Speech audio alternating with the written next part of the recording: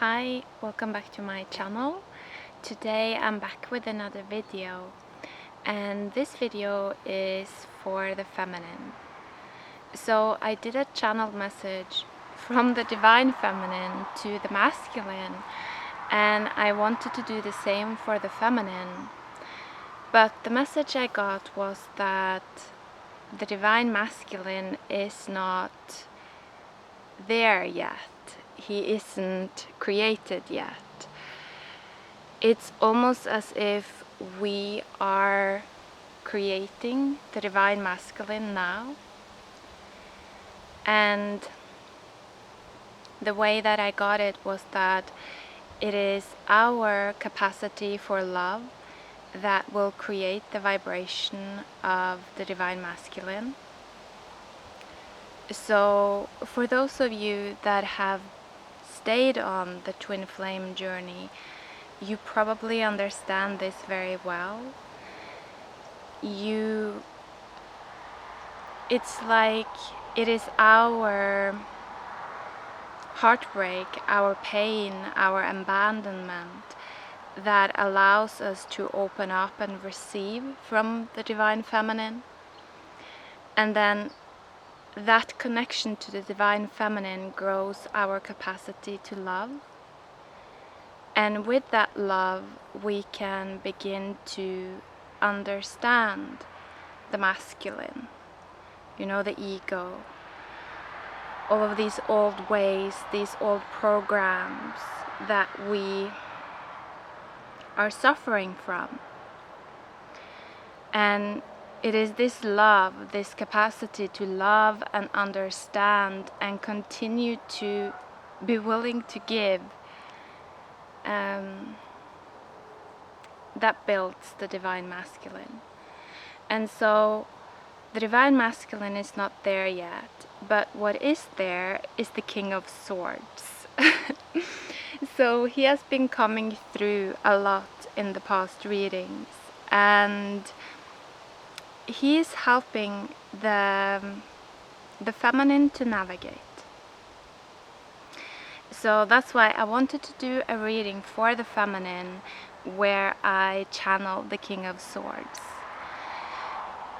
And this is a little bit difficult, actually. That's why I'm not in the camera, because the King of Swords is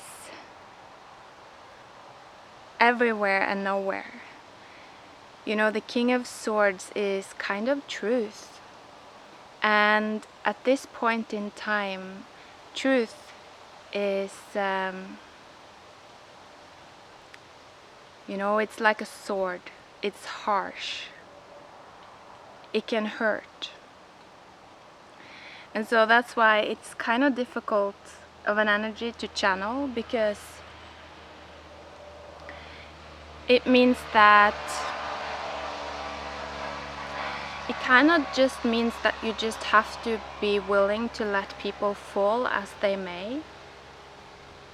It's surrendering and just saying, like, what will be will be. If we don't make it, we don't make it. If people die, they will die. And so it's kind of a cold, harsh energy, but ultimately it's the truth. And so let's start to pull the cards and see what comes through.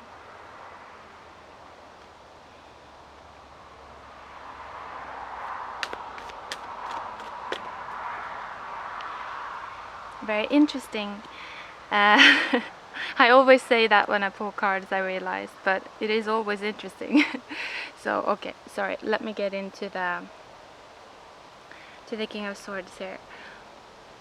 Underneath the deck was the Two of Cups, and then the card that came out was the World card in reverse.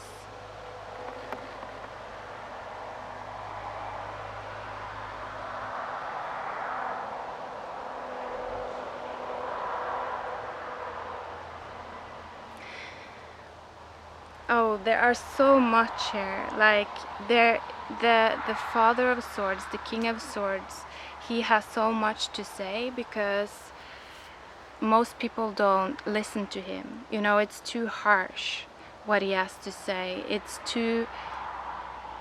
And so that's why this reading might not be for... maybe it's not for all of you, because it's like, first we have to work with the Divine Feminine to be able to build, to be able to connect to the selves that just aren't seen and aren't fed, and creates this feeling of powerlessness within us. And then once we have begun to feed these aspects within us, this is when we are gonna be more open to truth. Because until that time, it's like truth will hurt so bad. Truth will it will break our mind apart. And if we have nowhere else to go, you know, with the World card here, it's a card of the Divine Feminine. If we have nowhere else to go than our mind, if our mind, our beliefs, our stories is our only residence, then breaking apart that mind, of course, it's not something that is healthy for us even. You know, it's something that we will be protected from. And so that means that then we will continue to live in the old matrix, where we don't have a world of our own. We don't know how to build a mind of our own. And we need other people to tell us what to do. We need other people to guide us, to kind of digest the information for us.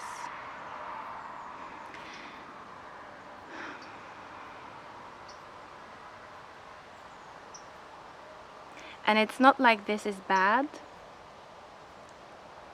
It's just nature. This is how it is.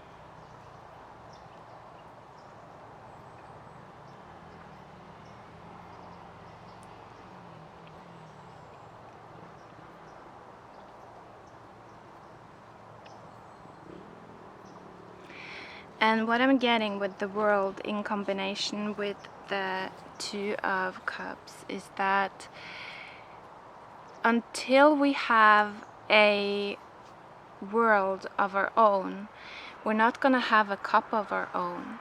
And so we really don't have anything to offer at that point. It's almost as if we haven't been able to kind of create this space. You know, the world, the way I see it is that it is the card of the Divine Feminine. It's the higher aspect of the Empress. And when we have activated the Divine Feminine, we begin to be able to create comfort zones, you know, zones of feeling comfortable in whatever situation, in whatever feeling that we might encounter. So this World card, it shows us that we are capable of feeling everything, all vibrations that exist, without losing our will to live. And so this is quite a big thing. It's, you know, suicide is something that happens, and what I'm getting now is that it happens because we cannot find comfort within hopelessness. And that means that we're not connected to the Divine Feminine, we don't have a comfort zone that reaches that deep into the earth. And so it's almost as if we leave once we become so grounded. Because hopelessness is really the feeling, it's the feeling of new life in a sense. It's what we feel when we come out from the womb. Imagine it's just being completely dependent. If you're not taken care of by someone that holds more energy than yourself, you're gonna die. And so that feeling of hopelessness, it is really the feeling of new life. It's the feeling of, I need to completely surrender in this situation because I'm just brand new. I don't even know if I will have a chance. And so the Divine Feminine is what teaches us to be comfortable in that kind of a vibration. And that is what begins to build our cup, is what I'm feeling. Because if we can find comfort in all of these lower vibrations, if we can find acceptance, feeling them, then we begin to actually build our own power. And water is power. It's clean power. I come from Norway, and I think 98 to 99% of the electricity that is produced is coming from renewable sources. Most of it water power. It's holding water, and then when you need power, letting it fall. And so there's something about that, the capacity to fall without losing our comfort zone, without losing our world, our connection to life. That's what I feel most of us are working on right now. It's building us up. It's making us more powerful from a very kind of foundational energetic level. It's like a very clean power that we're building, a very pure power. It's the power of, I'm actually hearing love, the power of the Divine Feminine, the power of always having something to offer, always having a drink of water to give to someone else, some kind of emotional support. But having that emotional support being, true, not coming from a place of draining ourselves to give to others, because that's not sustainable. And then what we give is actually not pure. It's almost like it's our slavery. We're giving because we think we have to.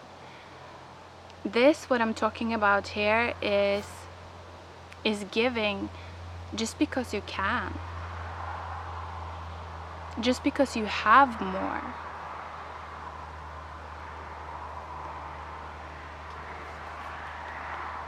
And so I feel also to go on with that, because it is after all the Two of Cups. And so there is something about when this happens in our life, that's when we really become able to form those kinds of relationships. You see that there are 2 cups, 2 roses. It's like 2 people that has this pure power. And then they have the hearts that are blossoming. it's almost like the heart blossoms when the heart is able to break all of the time without us losing again our comfort zone, our willingness to live and to continue and to let our heart break again. It's like that's when our hearts begin to blossom, because they stay youthful no matter what happens. You know, we mourn, we let go, we cry, but then once we've gone through that process, it starts stirring again. You know, we feel the growth start coming back, the will to live, and we let life flow through us again. And that's what I feel here is kind of like an everlasting love, like a forever evolving connection. And to be able to have that, we have to, you know, we have to have our own world. We have to have our own cup, our own power to feel whatever may come our way.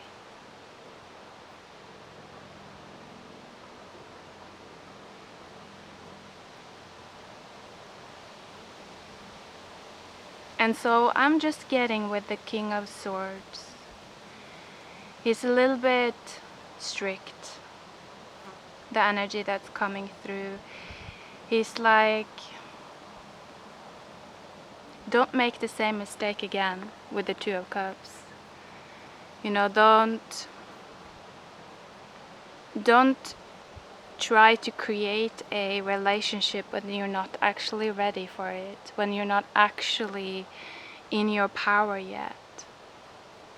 Because you will just fall, you know, you're just gonna fall. You're gonna fall in love with the wrong person, is what I'm getting. Because it's almost like in this state of not really being in our water power, I want to say, you know, not really having our own cup, we are gonna seek out people that have something to give, that have more water, but we're not really a match to them, because we can't give them back what they actually deserve. That's what I'm feeling. And so this is kind of harsh, but it's also a blessing. This is the King of Swords speaking. Because it means that we don't have to go through that same cycle again. You know, we, instead of falling in love with the wrong person, we can choose to invest into the right person, you know, into the right place, into the selves within us that are seeking really a mother or a father.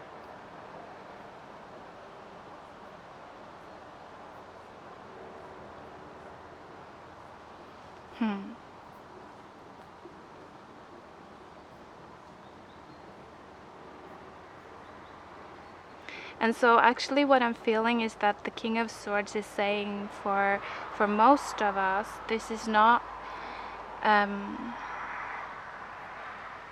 the time for, or actually I'm not gonna say that because it's different is what I'm getting. Some people are here, you know, for some people they have built their own cup. They have accessed their water power. But there's still something with that, you know, the divine masculine is not yet there. It's not yet ready.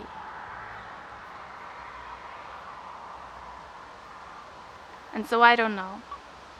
I think I'm gonna leave it up in the air. You know, it is the King of Swords, so that feels like we can just catch it another time. So thank you for watching, guys. Take care and goodbye.